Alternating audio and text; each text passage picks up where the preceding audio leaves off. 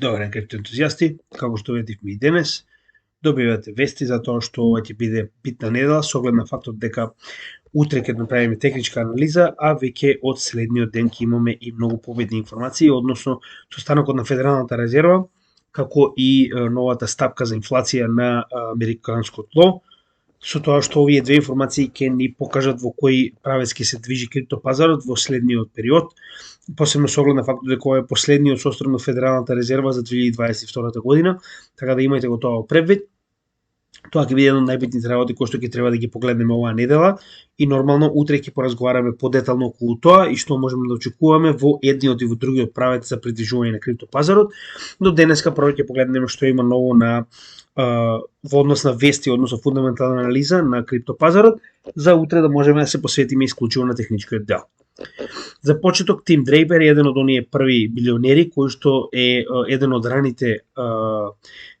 како да кажем прифаќачи на биткоин, со тоа што како таков инвеститор има направено доста голем, да речам,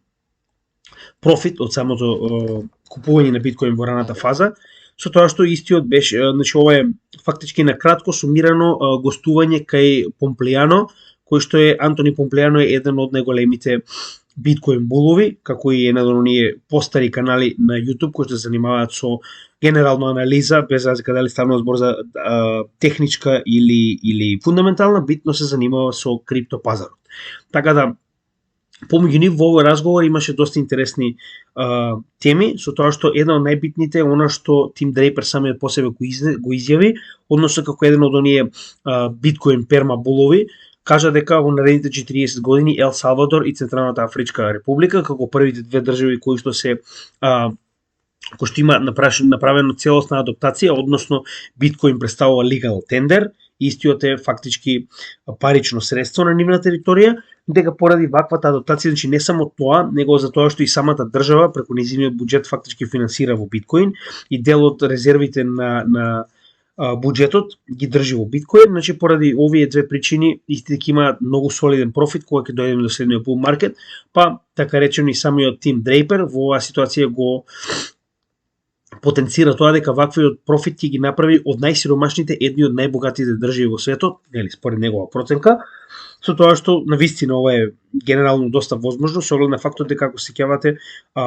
не знам дали го следевте тоа, но председател на Ел Салвадор започна буквално на самиот почеток на булот во 2021 година, со тоа што после корекцијата истиот наместо да се откаже, значи Најбукеле и понатаму продолжи да инвестира во биткоин кога бевме во онаа корекција во летото 2021 година и до практично следниот бул кој што го имавме до 70.000, значи веќе беа користени средства кои што беа направени во профит од ваквата инвестиција од Најиб Букеле со цел да се развива државата и истите не само тоа, туку имаат развиено барем колку што најавија, значи цел погон кој што е базиран на нивната вулканска енергија која што има на самиот остров Ел Салвадор, која што треба да биде наменета за мајнинг на биткоин. Се надевам дека тоа успешно го направија. Значи се уште нема некој многу информации од тој дел, но како и да е, последно што испадна од таму е дека Најиб Букеле со практично новата економска мерка за и понатамошно инвестирање во биткоин,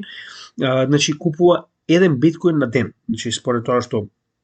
самиот изјави во име на државата купува еден биткоин на ден. Сега интересно е тоа што Дрейпер самото тоа, значи буквално многу добро објаснето е дека ние сме на самиот почеток на адаптација на целата дигитална во оваа ситуација блокчейн технологија, со тоа што ваквата адаптација колку повеќе ќе се држи, така побрзо ќе дојдеме до оној период кога што ќе имаме масовно прифаќање, односно адаптација на истата во секојдневната сфера на живот и дополнително го спомна тоа дека жените моментално за жал се една од најмалку застапените групи во криптотехнологијата, што е реално можеме да го видиме и по нашата група Криптовалути Македонија, како и по мојот канал, каде што имам само помалку од 1% да речем женски гледачи, за жал, но тоа е реалноста и дури има статистика која што вели дека допред брзо време само еден од 16 волеци е женски. Сега, интересно е тоа што баш добро го спомнува тоа, значи ако имаме каде што само 1 од 16 волети е женски, а 80% од ритейл, нели, куповната, да речам, моќ е во рацете на жените, значи контролирано од жените. Едноставно, значи буквално и тоа е најголемата причина што моментално криптосферата се уште не е толку развиена во ритейл делот. Значи според него стварно има логика на тоа, дека колку повеќе ќе се запознаваат жените со криптосферата, толку побрзо ќе се развие потребата на крипто во ритейл секторот. Така да тоа е една од оние работи кои што јас например не сум размислил, но е интересно мислење, дека колку повеќе жените ќе се запознаваат со ова, толку побрзо ќе влезе во ритейл секторот криптото. Тоа е нечие мислење. Како и да е, значи јас буквално глупаво е да се даде помала важност на жените од мажите во оваа ситуација, но за жал тоа е реалноста, значи ова е статистика која што можеме да ја погледнеме многу едноставно. Како и да е, се надеваме дека во следниот период, значи ќе имаме и многу повеќе девојки кои што се заинтересирани за криптосекторот, со оглед на фактот дека тоа е иднината, сакале ни или не. Кога сме веќе кај девојките во крипто, значи Кети Вуд е прост пример дека, нели, имаме сосема јаки личности од женскиот пол во крипто секторот, како што е Кети Вуд, она е уствари еден од главните инвеститори, мислам, на некој начин не само инвеститори, туку и промотери на самиот биткоин, односно на самиот блокчейн технологија. Значи истата е инвеститор преку незината компанија ARK Invest, која што фактички собира средства од соодветни инвеститори кои што сакаат да учествуваат во ова, каде што она ги наменува овие средства со цел купување на криптовалути, односно собирање на капитал во крипто со цел да се искористи профитот кој што ќе дојде во самиот bull market. Така да тоа е доста позитивно кога гледаме дека ваков тип на луѓе едноставно се водачи во целиот сектор, значи тоа дополнително охрабрува да речем припадници на понежниот пол да се приклучат на оваа технологија, на оваа едукација, и се надевам дека тоа навистина ќе биде случај во иднина, со тоа што истата разговараше во однос на биткоин и на самиот блокчейн технологија и централизираните играчи. Значи, јас лично гледав ова интервју, беше интервју со некој си канал, не знам, за вести, каде што ја запрашаа, што мисли за SBF, за FTX и што мисли за целата оваа ситуација. Значи многу добро кажано на нејзина страна, значи буквално беше ова. Значи the Bitcoin blockchain didn't skip a bit during the crisis caused by the OPEC centralized players. Значи она што сакам да кажам во оваа ситуација и што она го потенцира е дека значи самиот блокчейн на биткоин не направи ниту едно поместување, ниту пак падна хешрейт, ништо не се случи за целата оваа ситуација додека се случуваше, затоа што ова не е проблем на блокчейн технологијата, ова е проблем на централизираните играчи, односно она централизирање каде што имате предавање на фондови од една во друга рака, злоупотреба на капитал внесен од самите да речем инвеститори кои што ја користеле оваа менувачица со цел да инвестираат. Значи тоа нема никаква врска со самиот блокчейн технологија, која што и понатаму представува некомпрометирачка технологија која што едноставно е злоупотребена за тоа што луѓето не сакаат да ги чуваат собствените средства на собствена сметка, се уплашени и постојано бараат некој да ги чува во нивно име или поради барање на профит кој што е поголем на менувачниците и централизираните играчи, па поради тоа и ги оставаат таму и се случува оно што се случува. Значи во последните 2 од 3 ситуации буквално имаме пропаѓање на централизиран субјект кој што прибирал фактички капитал со да речем ветување дека ќе го врати во поголем обем. Значи истата ситуација и со Celsius, истата ситуација и со FTX, каде што поради вие фактички ги давате таму тие најчесто средства само затоа што имате поголем стейкинг реворд. Да бидеме реални. Така да исто како и оние големи играчи на кои што им биле ветени големи награди, значи она што Кети Вуд кажува е навистина така. Значи најголемиот проблем до сега е централизираните играчи. И ако погледнете назад, сите Black Swan евенти се буквално централизирани играчи. Mt. Gox, хакот е направен менувачица, нема никаква врска со самиот блокчейн технологија. Bitfinex, хакот е направен на менувачица, повторно нема никаква врска со самиот блокчейн технологија. COVID-19, никаква врска нема со блокчейн технологијата. Значи досега блокчейн технологијата ниту еднаш не потврдила. Сето тоа е базирано исклучиво на централизирани играчи или виша сила како што е COVID-19, што никој не може да го предвиди. Така да поради овие причини генерално луѓето се исплашени за ништо, затоа што досега самата блокчейн технологија ниту во еден момент не потврдила. Да, има ситуации ситуации во кои што да речем се направени пропусти, па се направени хакови и слично, но на крајот од денот блокчейн технологијата ниту во еден момент не потврдила и тоа мора да биде кристално јасно. Уште една интересна работа, ова е од Бобан Досев, еден од оние кои што најаќе се работуваат со нашиот канал, значи еден од најредовните гледачи кои што доставува исто така и материјал постојано, така да благодарам на Бобан. Значи овдека можеме да видиме чарт во кој што се е споредена цената на биткоин заедно со бројката на wallet-и кои што поседуваат повеќе од еден биткоин. Со тоа што гледаме дека како се движиме од bull market во bull market, значи овие wallet-и само на исклучиви врвови се намалувани, да речем, за одреден време, за одредена количина и нормално гледаме дека постојано растат. Значи,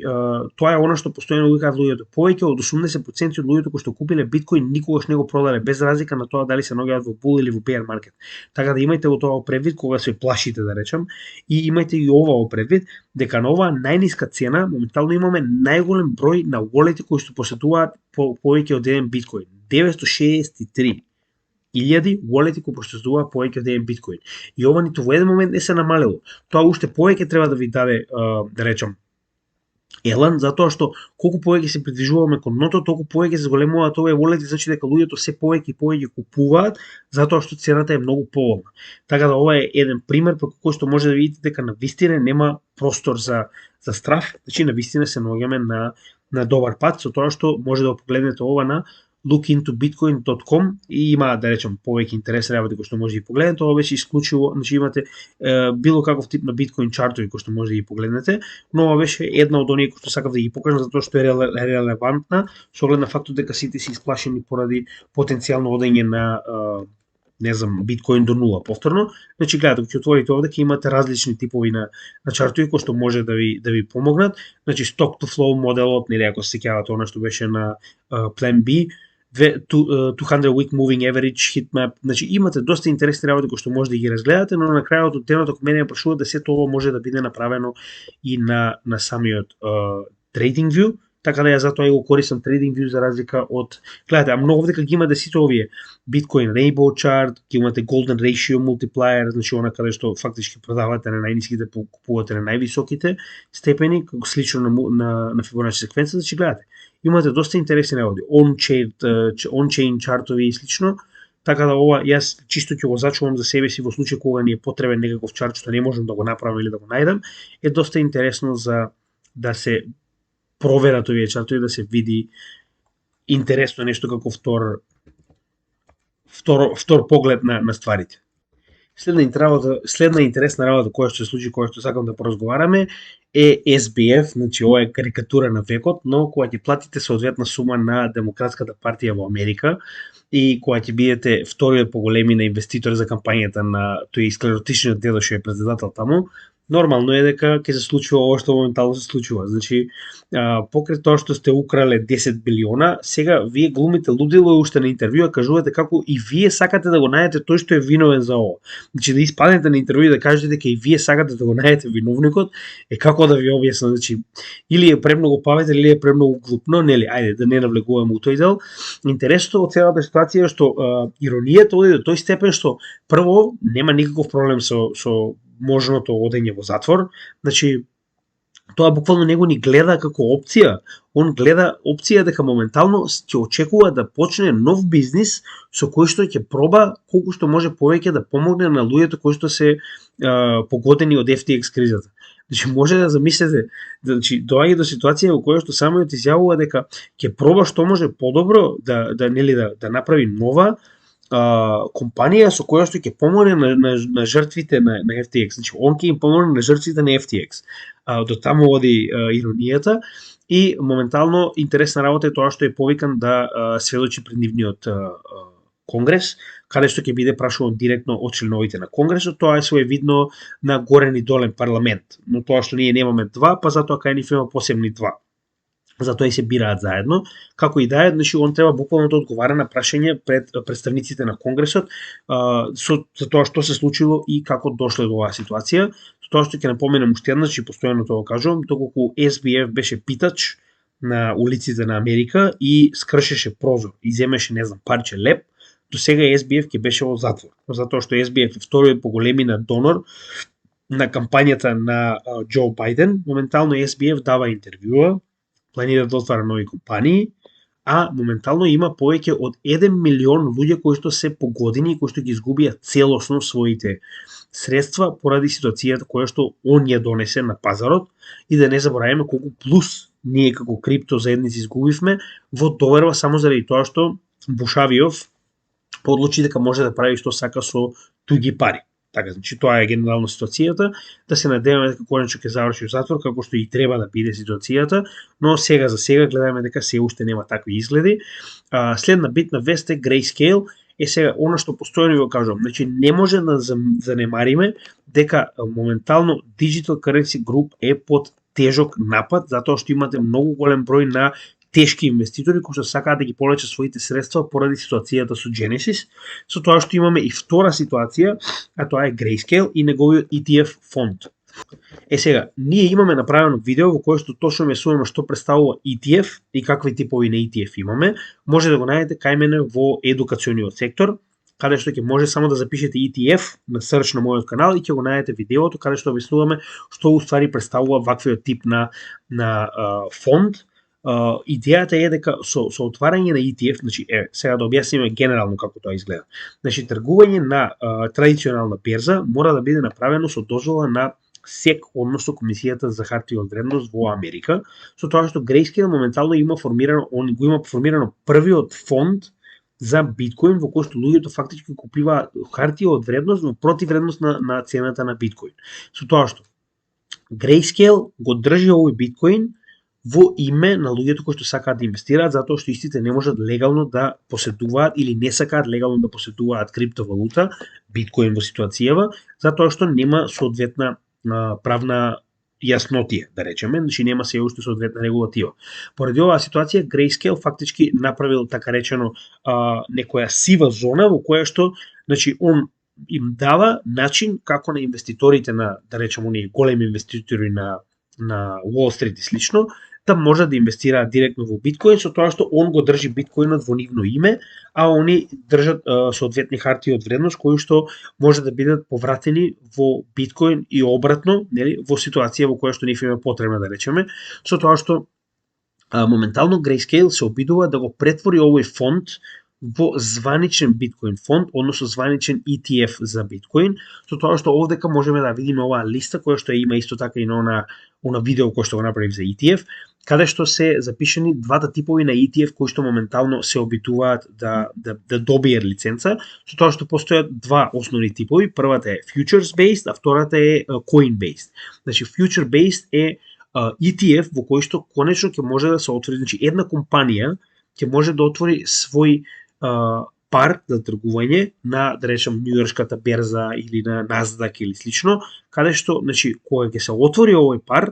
ќе може директно да сега тоа е разликата. Кај future based пар, каде што ќе имаме наместо, значи, и не заборавајте дека на берзата не се нарекува BTC, се нарекува XBT. Значи така е кратенката за биткоин, прифатена од сите, да речем, берзи, со тоа што ќе биде XBT USD. Со тоа што досега, значи SEC во претходната година одобри неколку, значи мислам дека 3 беа вкупно, сега не е ни битно, не е битно во целата ситуација, значи futures based ETF за биткоин, каде што не се тргува со актуелен биткоин, значи овие луѓе кои што купуваат не купуваат биткоин, туку они може да купат хартија од вредност која што губи и добива на цена паралелно со актуелниот производ, односно со самиот биткоин. Така да futures based е уствари само со своевидна хартија од вредност која што не е со позадина на биткоин, која што никој не мора да чува биткоин за истата, и истата како таква, значи не реагира директно никако на самиот биткоин. Значи своевидно futures based биткоин ETF не е слично на кладење. Во превод, купуваш future based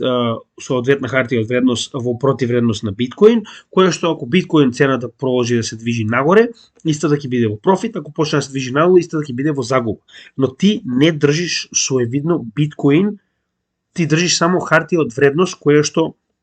има истата цена како биткоин. За разлика од тоа, во оваа ситуација каде што имаме coin based ETF, значи ти фактички ќе купуваш биткоин. Значи на тој начин вие званично додавате биткоин за трговија на традиционална берза. И тоа беше значи еден од првите кои што се обидуваат тоа да го направат е Grayscale, кој што веќе неколку пати е одбиван од страна на SEC, иако значи се што е барано од него е направено, сите документи се доставени, значи SEC по не знам кој пат ги одбива и поради ова моментално Grayscale покренува тужба против SEC затоа што значи според нив е неосновано она што моментално повторно се одбиени за да им биде одобрен овој spot ETF, така се нарекува. Значи futures based ETF е кога имате оној кој што е базиран на хартија од вредност, со шпекулативна вредност еднаква на самиот биткоин, додека втората е spot ETF, каде што директно ќе се тргува со биткоин и знаеме дека неколку држави веќе тоа го имаат одобрено. Ако не се лажам, тоа беа Австралија и Канада, не ме држите за збор, но знаеме и сите дека главната која што треба ова прва да го одобри, мора да биде за жал Мурика, откако тоа ќе го направи Америка. Нормално дека сите што го лижат газот на Америка ќе следат и на тој начин фактички многу побрзо ќе имаме адаптација на биткоина со тоа и на целиот криптосектор, но како и да е, сега за сега тоа е реалноста и поради ваквото одбивање моментално Grayscale започна тужба против Комисијата за хартија од вредност на Америка, каде што веќе неколку, значи ова е прв пат каде што сега веќе Комисијата за хартија од вредност одговара. Значи тоа беше пред еден ден каде што она одговара во однос на одредбите кои што се ставени во тужбата од страна на Grayscale и сега интересно е дека и ова ќе се влече, но како и да е, на место е оно што Grayscale реагира, затоа што вели моментално поради ваквото одбивање без никаков соодветен критериум зошто, значи 850.000 инвеститори кои што инвестирале во spot ETF-от, кој што се уште не е spot ETF, туку е само биткоин фонд на Grayscale, каде што они фактички купуваат GBTC, значи они добиваат повторно хартија од вредност GBTC, затоа што сите немаат легален начин како да го чуваат истото, а во противвредност Grayscale ги чува биткоините кои што овие инвеститори ги купиле во нивниот фонд. Затоа и Grayscale моментално има повеќе од 630.000 биткоини, поради тоа што значи станува збор за огромен број на инвеститори кои што инвестираат во овој фонд. И идејата е да се претвори овој фонд во своевиден спот ETF, каде што директно ќе може да се применува биткоин, а ако тоа се случи, вие автоматски имате веќе прифаќање на биткоин како средство кое што може да биде тргувано на традиционалните берзи, а тоа е огромна работа и значи кога читав да речеме прилика кои се аргументите на SEC, пазите што вели. Нема соодветна регулатива. Па нормално дека нема соодветна регулатива кога они се тие кои што треба да направат регулатива. Значи колку е глупаво. Кога ќе погледнете ситуацијата со Ripple, они велат има соодветна регулатива, само вие не сте ја почитувале. Кога ќе погледнете ситуацијата со Grayscale, и велат нема регулатива затоа што не можеме да ви дадеме зелено светло, поради тоа што не постојат соодветни правила по кои што вие фактички го признавате биткоин како своевидно парично средство. Значи колку глупаво е тоа. И поради оваа ситуација, значи SEC, ја тоа што постојано го кажувам, Комисијата за хартија од вредност во Америка го користи ова затоа што се уште нема соодветна регулатива за да изнудува од играчи она што нив им одговара. Уште еднаш ќе напоменам, Комисијата за хартија од вредност во Америка е исклучиво платена во поголемиот дел од финансискиот дел од процент од она што ќе го заработи како казна на луѓето кои што не ги почитувале правата. Така да нив ова многу им одговара. Главниот проблем во целата ситуација е тоа што SEC и понатаму ќе продолжи да не дозволува вакви спот ETF, затоа што гледаме дека овдека имаме огромен број на компании, значи оние сите кои што се запишани Coinbase, тоа се компании кои што се обидуваат да пробијат барем со еден ETF. Односно, првиот кој што ќе биде признаен, другите само ќе го следат ова начинот на кој што компанијата добила право за да има таков вид на фонд и ќе успеат истите да се пробијат да го направат и својот ETF. Проблемот е што ниту еден досега не е признаен, не е одобрен, а верувам дека така ќе продолжи и понатаму. Че гледате овдека се фактички датумите до кои што треба да се донесе одлука, повеќето од нив немаат донесено, значи одлука, а и ако имаат се негативни, така да и ако има уште некој на пример може да биде одбиен, но до сега сигурно нема ниту еден прифатен, тоа би било огромна вест, значи никој нема да ја промаши, верувајте ми, ќе биде напишано на небото ако има такво нешто, затоа што одобрување на спот ETF може да биде еден од оние драйвери за новиот Bitcoin bull run. Значи запамтете ова, ќе видите ако дојде ситуација во која што на вести излезе дека конечно Комисијата за хартија од вредност одобрила спот ETF, ќе видите колку голем замав ќе земе биткоин веднаш после тоа, затоа што на тој начин вие фактички легално сте дозволиле на големите играчи да можат да го тргуваат биткоин на берза, а тоа е веќе сосема следен чекор на влез на играчи кои што досега не сме ги виделе или ако биле многу позаскриени од оно што ќе биде кога конечно ќе биде дозволено биткоин да биде тргуван на традиционалните берзи. Значи имајте го тоа предвид. И затоа е толку голема вест и затоа толку се задржа нистата, затоа што е многу битно, затоа ви реков да го погледнете она едукационо видео каде што точно зборувам што представува и зошто е толку битен. Значи во 2022 година, во 2021 година се веруваше дека ако такво нешто се случи, нема шанса биткоин да не отиде до $100,000. Значи тоа ќе беше двигата кој што сигурно ќе го донесеше до нов all time high, многу повисок од 70,000, но за жал не се случи. Така да сега се верува дека тоа е за следниот фактички bull market, што е и реално, затоа што Futures ETF беше признаен така речено во она лето, значи за прв пат беше одобрен во она лето кога добивме фактички дополнителен драйв поради оваа вест. Истото би било и кога ќе се случи Spot ETF, но Spot ETF е многу поголема информација затоа што станува збор за директно тргување и користење на биткоин на традиционалните берзи. Следно за кое што треба да поразговараме е ова е многу битна вест. Европската унија, значи според некои соодветни информации кои што нели ги нашол овој весник, се вели дека моментално Европската унија ќе стави бен на било каков тип на трансакции над 10,000, што е многу битно. Во превод, ќе не може да се прават куповни трансакции над $10,000 евра во крипто и оние над 1000 ќе бидат со соодветни дополнителни информации и побарување зошто го правите, како го правите, бла бла бла. Сега, од каде доаѓа ова? Уште една интересна работа. Значи, се сеќавате, јас неколку пати да го спомнал FATF, исто така и направи видео за FATF, односно ова е глобален економски, да речем, глобална економска институција, составена од стручњаци и, да речем, министри за финансии, економија и слично, каде што наводно овие стручњаци се трудат да направат заедничко право, односно регулатива во однос на спречување на перење на пари. Со тоа што една од главните работи со кои што се занимаваат во денешно време е исклучиво правење контрола и сузбивање на криптосферата каде ќе стигне. Со тоа што ова е директно препорака на FATF на целата Европска унија дека мора да се воведе ваков тип на да речем рестрикции, поради тоа што имаме огромен одлив на средства кои што бегаат од банките во криптосекторот. Значи да се разбереме, ова е вистинската причина. Не е вашата сигурност, не е ништо друго освен тоа. Значи ова е исклучиво ситуацијата поради која што ова се прави. Европската унија ова го прифаќа поради тоа што на тој начин ќе може многу поедноставно да ве одданочи, односно ако се следи секоја трансакција над 1000 евра, а не е дозволено ништо повеќе од 10,000 евра да се внесе, значи колку повеќе трансакции, толку повеќе даночење, толку повеќе фактички ќе имаат контрола на тоа што правите вие со вашите пари.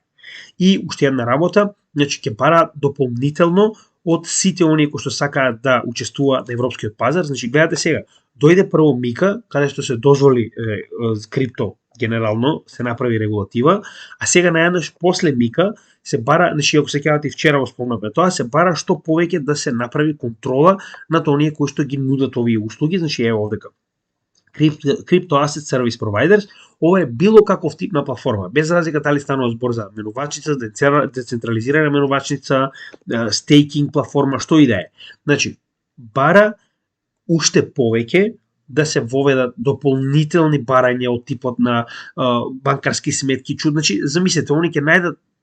крв од девица ќе ви бараат на крај, само за да не може да купите, за да биде невозможно. Со тоа што интересна работа, е тоа што јас постојано кажувам, значи они ќе се обидат и нема да успеат. Зошто е тоа така? Значи они не може да му бараат на Binance се повеќе и повеќе со оглед на фактот дека Binance не е базиран во Европа, Binance нема потреба да го прифати ова, затоа што ние кога тргуваме со Binance не тргуваме во Европа. Значи мојата сметка е направена со банка која што е пример во Сингапур, а тргувам со Binance кој што нема никаква канцеларија никаде. Така да Европа може да си бара, а Binance може да каже не. Сега тоа е интересно, значи морам уште еднаш да го напоменам и се надевам дека така ќе биде. Значи вели вака.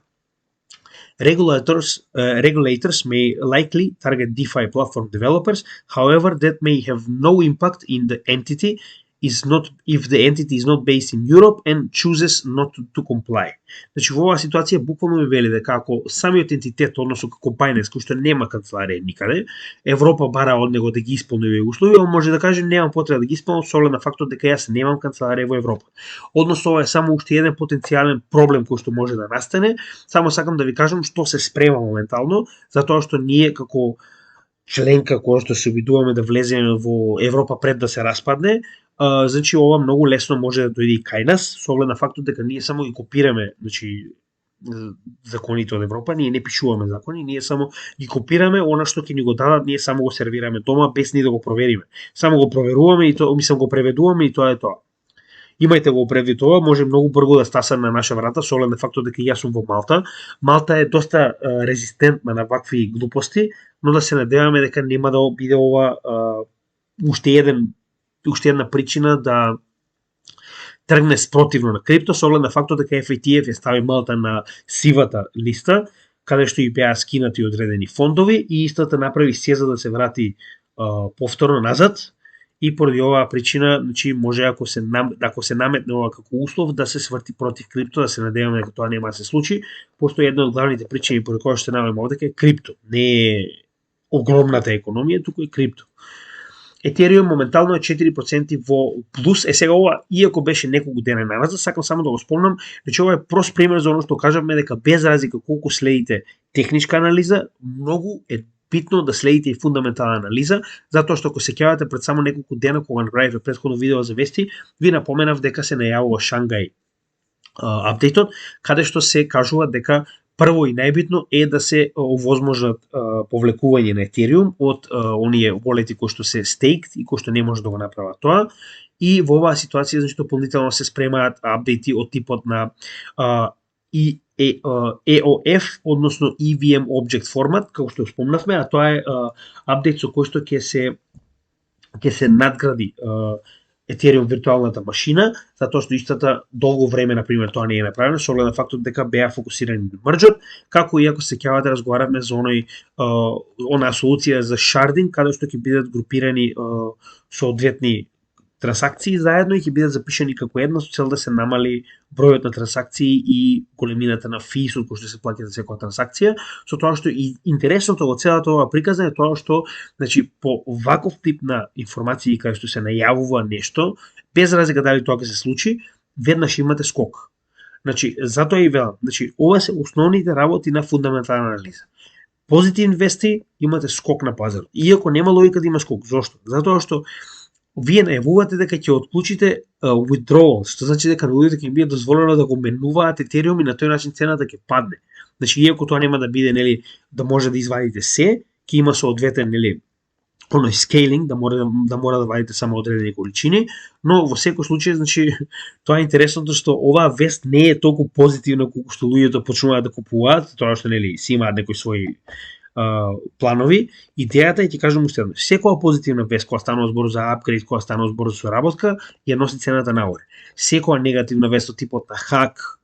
фейл, да речеме нешто се случило со блокчейнот, некаков баг, имало да речем bottleneck каде што трансакциите не можеле да поминат, ова го носи надолу. Така да имајте и тоа во превид, значи тоа е интересното што секоја фундаментална анализа ви помага да го увидите пред да се случи. Па ја думал, а ти когда? Ја думал в 5. Окей. Давај, иди. Може да погледаме. Ја закончив бистро и пошол таму. Давај, пошли, гољај. Остави двери, мајка, поче морам слиши так почнути. Давај, иди.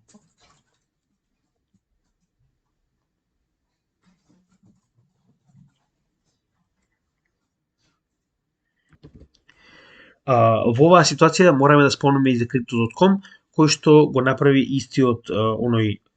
одит, односно ревизија, која што ја направи Binance, каде што ја искористи истата таа компанија, Mazars Group, која што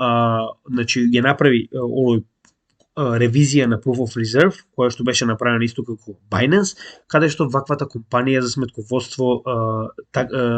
даночна ревизија и интернационални даноци е буквално задолжена за ваков тип на проверка на резервите, да речем, на одредена компанија, каде што утврдува дека сите овие средства кои што моментално ги држи Crypto.com за во спротивност на инвестициите кои што се направени од луѓето кои што инвестирале во Crypto.com се со повеќе од 100% на нивната платформа, односно доколку имаме Bankrun, истите ќе можат да ги вратат и повеќе од 100% средствата кои што ги имаат на сопствената платформа и кои што ги должат кон нивните инвеститори. Со тоа што ќе напоменам уште еднаш, ова дополнително покажува колку криптосекторот е потранспарентен за разлика од банкарскиот сектор, кој што е пример од 2008 година, значи имаше ситуација во која што целиот банкарски сектор во Америка отиде во, нели, не само тоа што да не забораваме дека државата им ги плати долговите кои што они сами ги предизвикаат со презадлужување, значи и повторно ниту една банка и покрај сето тоа никогаш нема да ви даде да видите каде се нејзините средства и во што иста да инвестира. За разлика од тоа, криптосекторот, како што може да видите и сами, нема потреба да го прави тоа, но го прави поради тоа што репутацијата со FTX моментално е доста намалена на сите криптоменувачници и мора да го покаже ова со цел да добие повторно назад довербата кај секојдневните тргувачи и учесници како инвеститори во криптопазарот. Така да ќе напоменам уште еднаш, значи разликата во тоа е што банките никогаш нема да имаат средства доволно за да ги вратат во случај на Bankrun, затоа што они живеат од меѓусебната размена. Добиваат средства од вас како инвеститори, а истите тие средства ги даваат на други луѓе кои што се нивни должници и во разликата од каматите кои што ги наплаќаат, значи едната која што ја плаќаат вас како инвеститор, а другата која што ја наплаќаат од оние кои што и се нивни дебитори, односно должници, значи разликата е она што е представува профит за банката. Додека за разлика од тоа, криптоменувачиците во ниту еден момент не смеат да ги отуѓат средствата кои што вие им ги давате, туку профитот кај криптоменувачиците доаѓа исклучиво од фисот кој што вие ги плаќате за секоја транзакција. Значи, тоа е начин на кој што криптоменувачиците заработуваат и во случај да имаат лендинг, да речем, крило, во кое што ви нудат, ви позајмуваат средства во замена за одреден процент и слично. Следно интересно што беше на пазарот, што да речем морам да го спомнам, вчера не се сеќавам точно кој ми коментираше на еден од постовите, дека моментално Cardano, основачот на Cardano, Чарлс Хоскинс, значи сега не знам од каде му се информациите, не ме сваќате погрешно, ова не е ниту сигнал, ниту па ви кажувам дека ќе се случи, само ви кажувам дека до мене стаси информација која што ја проверив на вистина на неговиот подкаст, значи последниот подкаст кој што го има Чарлс Хоскинс, може да го погледнете од 10 декември, значи кажува дека има сознание дека до 15 декември ќе се случи практично settlement, односно спогодба помеѓу Комисијата за хартија од вредност и Ripple и нема да се чека на одлука на судот. Значи, спогодба на Ripple му одговара крајно многу, затоа што на тој начин Комисијата за хартија од вредност ќе го спречи Ripple да ги објави имејлите кои што ги има од Hinman и на тој начин или да може да ја бутне целосно репутацијата која што има SEC, аре многу негативна, но ова дополнително ќе ги закупа, а дополнително на тоа да не забораваме дека многу луѓе ќе треба да одговараат и кривично со оглед на фактот дека тоа што Hinman го правела е комплетно нелегално, значи од земање мито до давање сопствено мислење во име на цела институција само заради земање мито е крајно илегално со оглед на фактот дека и многу луѓе го преќутеле, значи ќе треба многу луѓе да одговараат за тоа, а тоа не е во корист на SEC, така да голема веројатност е дека SEC ќе се спогоди со Ripple, тоа уште од почетокот се знаеше, посебно со оглед на фактот дека значи му се дадени овие мејлови на Ripple уште пред некое време, значи изборуваме официјалните мејлови на Hinman со налог на судот после 7 пати кажување на SEC му се дадени на Ripple кој што може да ги искористи против SEC. Да се надеваме дека ова што го кажува Чарлс Хоскинс е вистина, иако ова е само спекулација, ова не е вест, ова е само извор кој што он го има, некој му кажал, останува да видиме дали е вистина или не. Тоа е уште 3 дена, немаме што да изгубиме, не се брзаме нигде, значи тужбата е уште од 2020 година, така да воопште не се брзаме нигде. Следно интересно нешто што го видов е ова, значи вели вака, моментално Cardano има огромен спајк на нови новчаници кои што чуваат Cardano. Значи моментално за само неколку дена се отворени, значи само вака сега. Да, во последниот месец повеќе од 133.000 Cardano новчаници се отворени, со тоа што јас мислам дека ова го опфаќа и овој период до сега, да, до 7 декември. Значи јас верувам дека ова е и голема причина е самиот пад на FTX.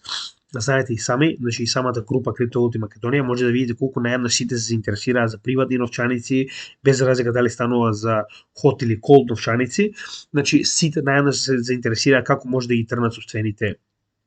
средства. Така да имајте го тоа во предвид.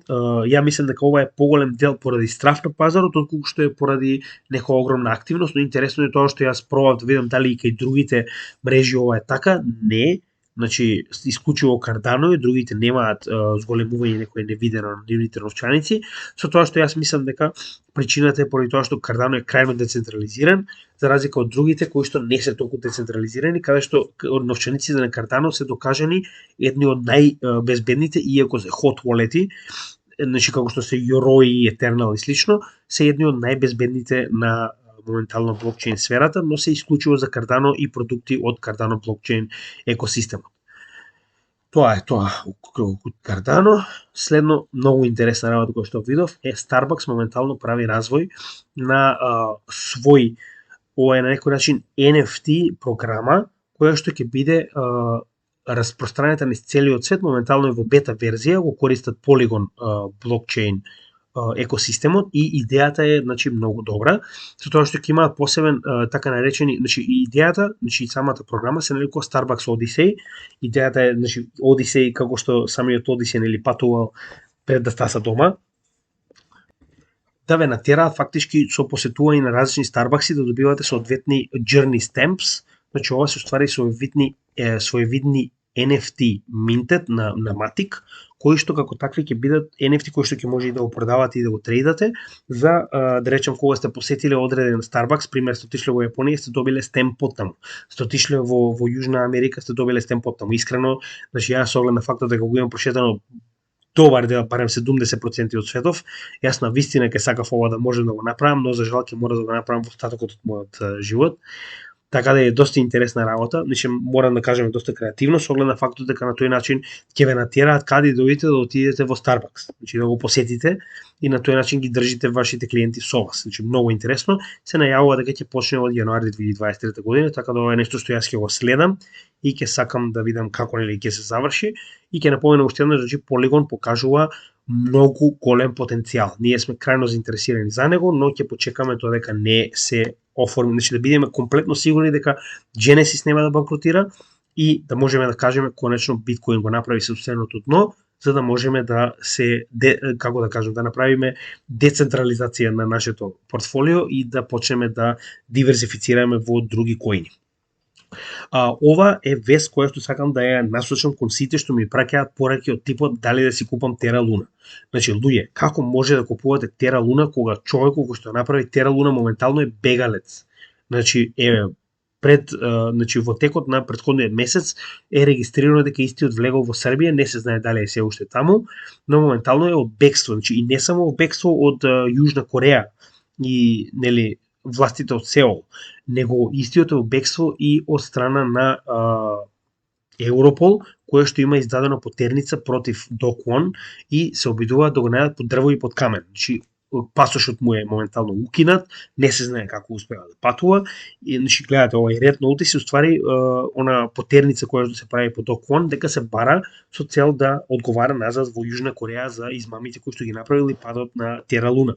Значи ќе напоменам уште еднаш, немој да бидете, значи, како може да ме прашате дали да купите ваков коин кога човекот кој што го направил коинов во бегство. Значи, нели би било глупо, иако се тргува, тоа е останато да биде pump and dump шема.